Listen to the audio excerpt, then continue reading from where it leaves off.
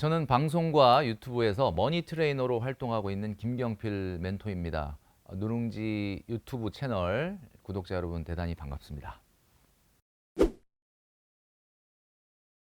일단은 자녀죠. 우리나라의 경제 성장을 이끌었던 많은 세대분들 말씀하신 대로 정말 열심히 사셨거든요. 그래서 개인마다 차이는 있겠지만 노후 준비를 잘 하셨어요. 근데 제가 얼마 전에 모 프로그램, TV 방송사의 프로그램에서 노후 고민이 있는 사연자들을 상담하는 프로그램을 찍었습니다. 근데 그 방송을 찍으면서 제가 느낀 게 뭐냐면 노후 준비가 물론 안 돼 있는 분도 있지만 노후 준비를 잘했는데 굉장히 많은 비율로 이 자식들이 노후 문제에 걸림돌이 되는 경우가 많습니다. 예를 들면 결혼할 때 전세금 굉장히 여유가 있어서 밀어주는 게 아니라 하더라도 이렇게 대주시려고 합니다. 그러다 보면 둘째가 나도 해줘야 되는 거 아니냐 이렇게 되면 또 밀어주게 되고 이러다 보면은 사실 굉장히 어려워질 수밖에 없는데, 제가 자녀 문제를 말씀드렸던 이유는 그러면 자녀들 그러면 뒷바라지 안 하느냐 이렇게 말씀하시는데, 우리가 자녀를 키우면서 가장 중요하게 생각해야 되는 게 독립적 인간을 키우는 게 교육적 목표라고 생각을 하는데, 우리나라 부모님들은 굉장히 의존형의 인간을 키우는 교육 목표를 달성하고 계시는 것 같아요. 그게 말이 무슨 말이냐면 청소년기 시절부터 공부만 열심히 해라, 노력해라, 뭐든지 해주겠다라는 식의 교육 방침이다 보니까 요즘 자녀들은 부잣집이나 부잣집이 아니거나 할 것 없이 결핍이라는 게 하나도 없습니다. 결핍이 없다는 게 얼마나 위험한 거냐면 이 세상에 모든 게 다 된다고 생각을 해요. 이 경제 원리에서 가장 중요한 게 무언가를 얻으면 무언가를 희생해야 된다라는 개념인데, 요즘 자녀들은 자라면서 뭐든지 원하면 다 해주는구나. 자, 이렇게 되면 돈에 대한 개념이 없어지게 됩니다. 그리고 자녀들이 의존형 인간으로 클 수밖에 없다. 그래서 가장 중요한 게, 저는 자녀와의 경제 문제를 청소년기부터 선을 그셔야 될 필요가 있다라는 거죠. 그래서 이 자녀에 대한 문제가 해결되지 않는 한 어떻게 보면 노후 준비가 상당히 좀 발목이 잡힐 가능성이 있다라고 말씀드릴 수 있는 거죠. 그러니까 이 세상에는 모든 일이 딱 두 가지로 나뉘는데 중요한 일과 긴급한 일로 나눠집니다. 노후 준비는 중요한 일이에요. 근데 중요한 일의 속성이 뭐냐? 중요한 일은 항상 긴급하지 않다는 특성이 있습니다. 자, 학생들에게 가장 중요한 게 뭐죠? 공부죠.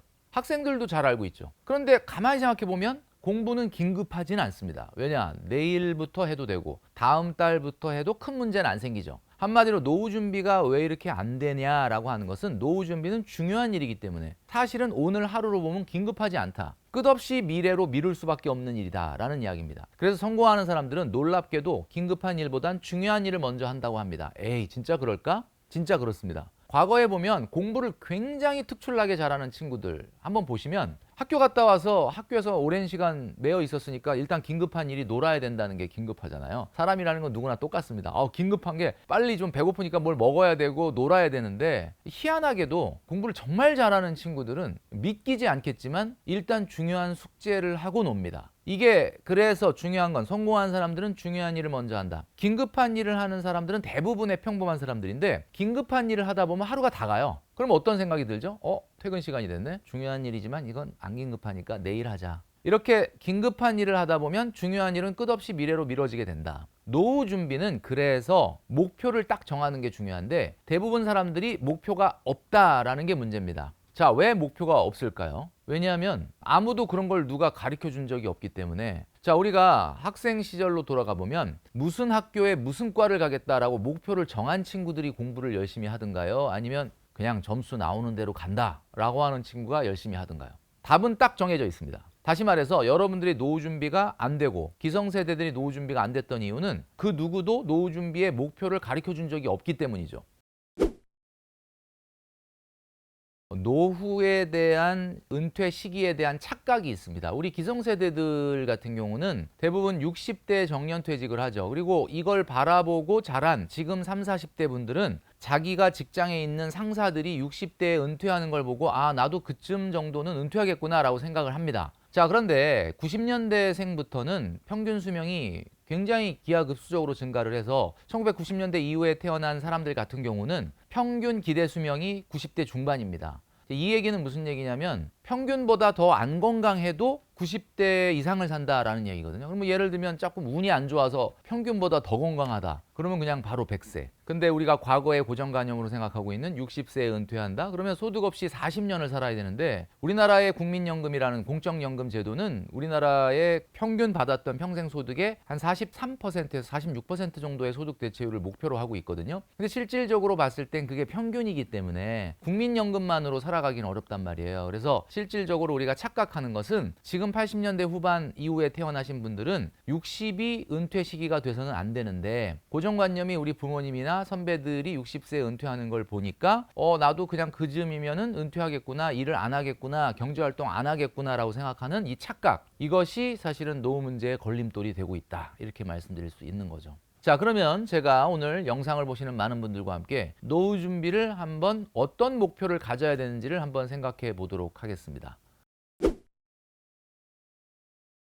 자, 첫 번째는요, 노후 생활비를 계산해 보는 것부터 시작해야 됩니다. 영상을 보시는 많은 우리 구독자분들, 자, 지금부터 제가 하는 방법으로 노후 계산기를 두들겨 보도록 하겠습니다. 자, 우선 첫 번째, 지금 여러분들이 쓰고 있는 생활비를 한번 생각해 보겠습니다. 자, 월 생활비입니다. 자, 얼마입니까? 뭐 300만 원, 400만 원, 500만 원. 자, 월 생활비 떠올리셨죠? 자, 그런데 거기서 그 생활비가 진짜 이달에만 쓰는 생활비이냐, 아니면 다음 달에 여름 휴가 갈 때 더 들어가는 비용은 빼신 거잖아요. 그러니까 내가 떠올려야 될 월 생활비는 월 평균 생활비, 다시 말해서 계절 지출인 여행, 명절, 이벤트 이런 비용들이 다 들어간 생활비여야 합니다. 자, 그러니까 특정한 달에만 쓰는 돈 빼지 마시고 그 돈도 12분의 1로 나눠서 얹어서 생각해 보시기 바랍니다. 그러면 생활비가 좀 커지죠? 400인 줄 알았는데 500 정도 되겠다. 자, 그럼 그 500이라고 하는 생활비에서 세 가지 정도를 빼보도록 하겠습니다. 일단 대출이자를 빼겠습니다. 대출이자를 왜 빼냐고요? 노후에는 대출이자를 내시면 안 되기 때문에 그때까지 대출이자를 내시면 안 되거든요. 자, 그 다음에 두 번째로 자녀 교육비를 빼도록 하겠습니다. 자녀 교육비 왜 빼냐고요? 노후에는 자녀 교육비 안 들어가야 되지 않겠습니까? 세 번째는 여러분들이 사회관계 비용을 빼도록 하겠습니다. 노후에는 사회관계 비용이 안 들어가는 건 아니지만 굉장히 대폭 줄어들어야 됩니다. 지금 여러분들 카톡에 있는, 그 다음에 모임을 나가는 그 모임들이 노후에도 은퇴하고 나서 100% 유지되면 안 되거든요. 그래서 이런 비용들을 뺀 생활비를 우리가 순생활비다, 이렇게 얘기합니다. 자, 간단하죠? 지금 월평균 생활비에서 대출이자와 자녀교육비와 사회관계 비용을 빼고 나면은 그 비용이 순생활비다라는 거죠. 자, 그러면 순생활비는 굉장히 많이 줄어들었죠. 좀 다행이다, 이런 생각이 드실 텐데 그 순생활비에 노후생활비는 곱하기 2를 하시면 됩니다. 아니, 이게 무슨 소린가? 순생활비가 좀 줄어들어서 굉장히 기뻤는데 노후생활비는 이것에 곱하기 2배다라는 말에 깜짝 놀라셨을 것 같아요. 이게 왜 곱하기 2를 해야 될까요? 지금 우리는 월평균 생활비를 월요일부터 금요일까지 회사를 가고 토요일하고 일요일만 여가 생활을 보내면서 쓴 생활비죠. 근데 완전 은퇴를 하게 되면 여러분도 아시겠지만 월요일부터 금요일까지 회사를 간다, 안 간다? 안 간다. 그럼 월요일부터 금요일까지 넷플릭스를 보면서 집에서 누워 있으면 되지 않겠냐? 이게 사실 쉽지 않거든요. 우리가 쓰고 있는 생활비에는 상당수가 문화, 레저, 관계 비용이 들어있고 이 여가 생활을 보내는 비용이 실제로 굉장히 높습니다. 그래서 물론 그런 것들을 노후에 좀 줄이면 되지 않겠냐. 물론 뭐 줄이는 노력이 필요할 수도 있죠. 골프를 치러 가거나 운동을 하거나 모임을 하거나 친구를 만날 시간에 산책을 하거나 러닝을 하거나 자전거를 타거나 도서관에 갈 수 있죠. 그러나 그렇다고 하더라도 제가 말씀드렸던 것처럼 절대적으로 여가 생활 시간이 늘어나기 때문에 그래서 생활비는 1.5배에서 최대 2배까지 늘어난다라는 겁니다. 자, 그러면 그 금액을 마주하면 느낌이 어때요? 이게 한 달에 한 500만 원 정도는 매월 1일 날 통장에 꽂혀야 내가 원하는 노후 생활이 가능하겠구나 라는 생각이 드시죠? 자, 그렇다면 거기서 너무 고민하실 필요는 없는 게 준비된 생활비가 있어요. 여러분들이 걱정 안 하셔도 자동으로 준비된 생활비가 있는데 그 생활비는 빼주시면 됩니다. 자, 이제 노후 생활비가 나왔고 거기서 뭘 뺄까요? 일단은 공적연금을 뺍니다. 자, 대부분 많은 분들은 국민연금을 타시게 되는데 국민연금? 그거 탈 수 있는 거야? 라고 몇 해 전까지만 해도 얘기했는데 최근에는 국민연금이 주식시장의 열풍에 의해서 엄청나게 높은 수익률, 최근에는 그런 말씀 하시는 분 없는 것 같은데요. 일단 국민연금, 노령연금이 얼마 나오는지를 알려면 국민연금공단 홈페이지에 들어가셔서 공인인증서로 로그인하시면 내연금 알아보기를 클릭하시면 바로 조회하실 수가 있습니다. 자, 거기에 표시되어 있는 금액은 현재 가치예요. 그러니까 예를 들어서 거기에 150만 원이다 라고 찍힌다 그러면 지금 돈으로 150을 준다 이런 뜻이기 때문에 여러분들이 만약에 20년 후에 받으신다고 하면 지금 돈으로 150을 주는 거지 그 150을 그 미래에 주는 건 아니기 때문에 걱정 안 하셔도 됩니다. 지금 화폐 가치로 150을 보장한다라는 이야기입니다. 자, 그러면 내가 만들어졌던 노후생활비에서 국민연금 빼면 부족분이 조금 줄어들죠. 또 뭐가 있을까요? 회사를 다니시는 분들은 퇴직연금이 있을 수 있습니다. 이 퇴직연금은 인사팀이나 회사 인트라넷을 통해서 조회하실 수가 있는데 인사팀에 물어봤다가 괜히 저 사람 퇴직하는 거 아니야 이런 소문이 날 수가 있으니까 그거보다는 제가 봤을 땐 금융감독원의 홈페이지에 내 연금 통합 포털 시스템에 들어가서 조회해 보시면 정확하진 않죠. 이거는 아무래도 이제 남아있는 근무 기간이나 투자 성과에 따라 다르니까 예상액 정도를 볼 수가 있습니다. 그리고 여러분들이 가입하시고 계시는 개인연금 저축이나 IRP 또는 개인연금 저축 보험 같은 것은 회사 홈페이지에 들어가서 예상액 조회를 할 수가 있습니다. 자, 이런 것들을 다 빼보시고 혹시 여러분 거주하고 계신 집 말고도 다른 주택이나 다른 부동산에서 임대소득을 받고 계신 게 있다면 그것도 빼셔야 되겠죠. 자, 이렇게 다 빼고 났는데도 불구하고 금액이 부족분이 남는다. 그러면 그 숫자를 어떻게 할까요? 그 숫자를 눈으로 마주하시는 순간이 노후 준비의 시작이다. 이렇게 보시면 됩니다. 대부분 많은 사람들이 노후 준비를 왜 안 하느냐? 엄두가 안 나서. 여기서 말하는 엄두라는 게 뭐예요? 정확하게 얼마가 부족한지를 몰라서입니다. 제가 지금 말씀드리는 대로 노후 생활비를 계산해보고 부족분을 계산한 여러분, 이제 엄두는 나시죠? 그럼 이제부터 노후 준비를 시작하시면 됩니다. 노후를 잘못 이해하고 계신 거죠. 우리가 노후는 젊었을 때와 달리 자산보단 현금 흐름이 중요합니다. 그래서 최근에 주택연금이 굉장히 조명을 받고 있지 않습니까? 주택연금 사실 좀 인기는 없어요. 왜 없냐? 내가 내 집에서 살면서 내 집에서 연금을 받는다? 컨셉은 굉장히 좋지만 속내를 들여다보면 연금이 아니라 돈을 대출받아서 쓰는 겁니다.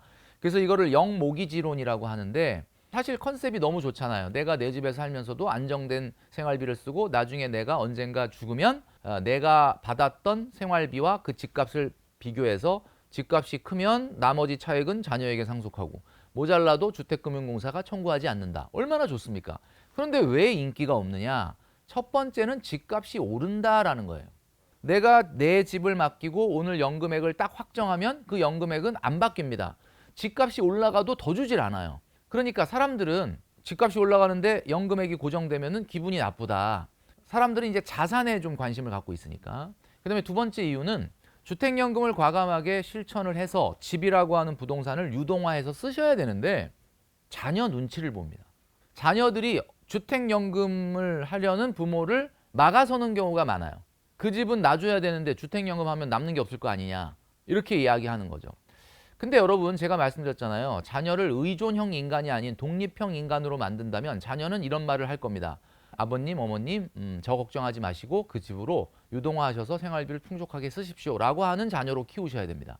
그러니까 우리가 자산을 키우려고 젊은 날 노력을 했다면 이제 은퇴 준비를 하시고 노후 준비를 하시는 분은 어떻게든 이걸 현금화 하셔야 된다. 그래서 우리가 노후 준비의 5대 파이프라인이라는 게 있지 않습니까? 우리가 엄청난 자산보다는 수도꼭지를 틀면 물이 쫄쫄쫄 나오는 한이 있더라도 수도꼭지가 5개면 그게 노후 준비다. 그러니까 예를 들면 공적연금, 퇴직연금, 임대수익, 주택연금, 그 다음에 내가 완전 은퇴를 하는 게 아니라 세컨드 잡으로 큰 돈을 못 벌더라도 뭔가 현금 흐름을 만들어내는 소득 활동을 한다. 뭐 이런 것들이 모여서 하나씩 보면은 다 진짜 소득이 크게 나오는 건 없지만 다양하게 나오는 현금 흐름. 그래서 젊은 날에는 수익성이라든지 유동성이라든지 이런 것들을 중요하게 생각을 하잖아요. 뭐 주식이다 그러면 주식은 유동성이 있잖아요. 이런 거에 몰두를 했다면 이제 은퇴 후에는 안정성과 유동성 이게 가장 중요해지는 요소다. 그래서 수익성, 안정성, 유동성 중에 젊은 날은 수익성, 유동성 이런 것들이 더 중요하다고 보여지지만 노후에는 제가 말씀드렸던 것처럼 안정성, 그 다음에 유동성, 마지막이 수익성을 가져가야 된다고 했잖아요. 그러니까 제가 봤을 때는 그렇게 큰 덩치의 자산이 있다라고 한다면 뭔가 방향이 확실하게 정해지기 전까지는 안전자산의 50% 이상은 넣어놔야 된다고 봅니다. 그러니까 예를 들면 예적금과 같이 뭐 방향이 아직 정해지도 않았는데 벌써부터 덜커덕 주식을 산다든가, 물론 뭐 운이 좋게 그 주식이 그렇게 큰 금액이 들어갔는데 뭐 1년 전에 SK하이닉스에 우연히 50억을 넣어놨는데 그럼 지금 500억 아니겠습니까? 뭐 이런 경우도 있겠지만, 기본적으로 노후자금이라고 한다면 기본적으로는 방향이 완전히 정해질 때까지는 절반 정도는 예적금을 하고, 그러니까 뭐 이런 게 최악이 뭐냐면 유동성이 없어지는 곳에 투자하는 거예요. 예를 들면 땅을 산다. 땅이라고 하는 거는 여러분 아시겠지만은 유동성이 없는 거잖아요. 땅이 팔립니까? 뭐 임야를 산다든지 뭐 토지를 산다든지 이런 투자 방식은 좀 안 된다. 그리고 많은 분들이 은퇴를 할 때 창업을 하시잖아요. 이제 저는 이렇게 말씀드리고 싶어요. 이게 우리가 인생을 살면서 직과 업을 두 가지를 하게 돼 있습니다. 그래서 우리가 직업이 뭐냐라고 물어보죠. 그건 직도 물어보고 업도 물어보는 거거든요. 근데 지금 작가님한테 직업이 뭐냐? 그러면 좀 뭐 작가입니다. 이렇게 얘기한다 그러면 지금 직만 얘기한 거예요. 그러니까 사실은 아직 직만 하고 있는 거죠. 어떤 회사에 소속돼서 근로자로 일을 하고 있다. 그러면 직을 하고 있는 거예요. 근데 내가 뭐 헤어 디자이너다 또는 뭐 연주가다, 프리랜서다. 그러면 이분은 업을 하고 있는 거예요. 그럼 우리는 인생에 직도 하고 업도 하거든요. 근데 중요한 거는 직이 언젠가 끝나면 업을 해야 될 시간이 옵니다. 근데 많은 사람들이 직을 딱 끝나고 나서 업을 해야 하려는데 내가 할 줄 아는 게 없네. 그래서 어떡하지? 그럴 때 다가오는 게 프랜차이즈 창업입니다. 아, 모르셔도 돼요. 이런 거 저희가 본사에서 다 알아서 해줍니다. 그리고 이제 창업을 하게 되는 거죠. 물론 뭐 창업이라는 길이 엄청 험하다라는 건 알지만, 그래도 한국 사람들한테 인기 있는 4대 업종을 하면 안 망한다는 얘기가 있던데, 4대 업종은 치킨, 피자, 커피, 베이커리. 이거는 한국 사람들 절대 이거는 안 망한다. 안 망하기는 하는데 우리 가게에 아르바이트하는 알바생은 250 버는데 사장은 350 벌어요. 100만 원 더 버니까 좋은 거 아니냐. 근데 아르바이트생은 언제든지 그만두고 딴 데 가고 쉬고 놀고 합니다. 근데 여기서 말하는 350은 10시간씩 사장이 그 가게에 붙어 있고 1년 365일 어딜 가지를 못한단 말이에요. 아예 더 안 되면은 그냥 청산을 해버리겠는데 350, 400이 어디냐. 그리고 또 안 나오는 건 아니니까 돈이. 너무 잘 되는 것도 아니고 너무 안 되는 것도 아니고, 그러니까 망하지 않는다는 게 그런 의미거든요. 아마 유튜브를 보시면은 그 우리나라의 유명 프랜차이즈 업종에 따라서 물론 개별적인 차이는 당연히 있겠지만은 평균적으로 얼마의 매출을 올렸을 때 얼마의 수익을 가져간다, 이런 걸 알려주는 그런 영상들이 있는데, 왜 그런 문제가 생기느냐? 내가 알고 있던 본업이 아닌 걸로 창업을 하기 때문입니다. 그러니까 창업을 하려면 내가 평생 해왔던 일로 하든지, 아니면 모르는 걸 창업을 하려면 최소한 3년 정도는 그 업종에서 경험을 쌓고 하셔야 되는데, 그렇지 않고 하게 되면 창업이 뭐가 문제냐? 창업은 내 자본이 들어간다는 거예요. 많은 분들이 그래요. 야, 그 한 달에 뭐 힘들긴 하지만 10시간씩 일하는 건 좀 고되긴 하지만 350만 원이 어디냐라고 생각하지만, 그 350만 원이 알바가 아니지 않습니까? 알바는 자기의 근로만 거기다 투여하지만 사장님은 자기의 근로뿐만 아니라 자본을 투여하는데, 자본을 뭐 1,000만 원, 2,000만 원 하지는 않았을 거 아니에요. 몇 억을 투자를 하잖아요. 몇 억을 은행에 맡기면 나오는 이자를 생각을 하셔야죠. 그렇기 때문에 제가 봤을 때는 우리가 직이라고 하는 게 끝나갈 때쯤, 제가 여기 책에 딱 50부터 노후 준비합시다라고 돼 있잖아요. 왜 하필 50이냐? 모든 사람들이 대체적으로 은퇴를 1차 은퇴를 하는 60대기 바로 10년 전이 50이거든요. 솔직히 40대한테 노후 준비해라 그러면 저는 감이 안 올 거라고 봅니다. 물론 걱정은 되는데, 왜냐? 그때는 자녀한테 모든 게 다 관심이 가 있거든요. 근데 이제 앞에 5자가 딱 나오면 일단 느낌이 쎄해요. 그때부터 준비하셔도 늦지 않습니다. 왜? 제가 말씀드렸죠. 어차피 60에 1차 은퇴가 완전 은퇴가 아닌 시대가 됐기 때문에 이제 60 이후에 1차 은퇴하시고 나서 여러분들이 어떤 일을 할 거냐는 것은 되도록이면은 뭐 직이 연장되면 좋긴 하죠. 재취업이 됐다. 아니 뭐 그거보다 좋은 건 없죠. 근데 중요한 건 그게 굉장히 좁단 말이에요. 그러니까 여러분 10년 전부터 이제 내가 직이 끝나고 나면 나만의 업을 한번 해보자. 근데 그 업이 어떤 거냐? 여러분이 잘하거나 특출나게 기술이 있거나 아니면 흥미가 있거나 재미가 있는 일을 하셔야지, 흥미도 없고 재미도 없는데 생계 때문에 또 연장한다?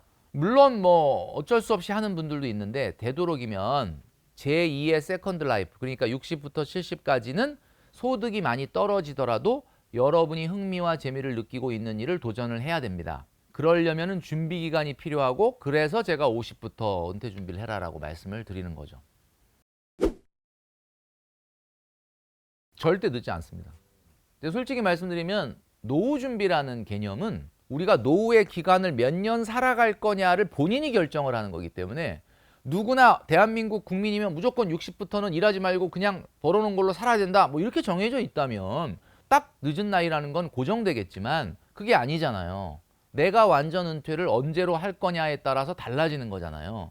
옛날에 전국 노래자랑 사회를 보셨던 송혜 선생님 95세에 돌아가실 때까지 한 1년 전인가 2년 전까지 일을 하셨잖아요. 그분은 직을 하신 걸까요? 업을 하신 걸까요? 그분은 직을 한 게 아니잖아요. 본인이 좋아서 하는 거잖아요. 그러니까 우리도 분명히 본인이 꿈꾸고 좋아하고 잘하고 행복해하는 일이 있어요. 근데 우리는 어떤 교육을 받고 자랐느냐? 야, 무조건 공부나 열심히 해. 쓸데없는 얘기 하지 말고 공부나 해. 이렇게 자라왔기 때문에 우리는 그걸 지금 못 찾는 거예요. 근데 요즘 세상은 어떤 세상입니까? 지금 우리가 세컨드 잡에서 뭐 500을 벌래, 1000을 벌래, 연봉 1억을 받으래. 그게 아니잖아요. 그렇다면 여러분이 충분히 지금 유튜브의 세상이잖아요. 유튜브라는 게 처음 나올 때 아니 유튜브를 하면 왜 유튜버들이 돈을 버는 거야? 이해가 안 갔잖아요.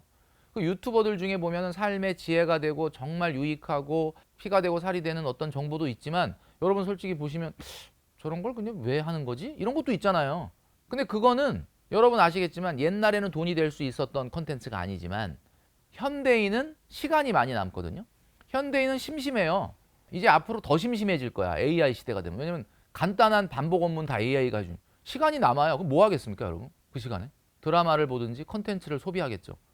지금 2차 베이비 부머 세대가 51세부터 61세 사이에 지금 950만인데 이분들이 지금 앞으로 한 6, 7년 후면은 다 은퇴하거든요. 그분들 지금 하루에 평균 1시간씩 유튜브를 보고 있는데 이분들이 은퇴하면 950만 명이 몇 시간 볼 것 같습니까?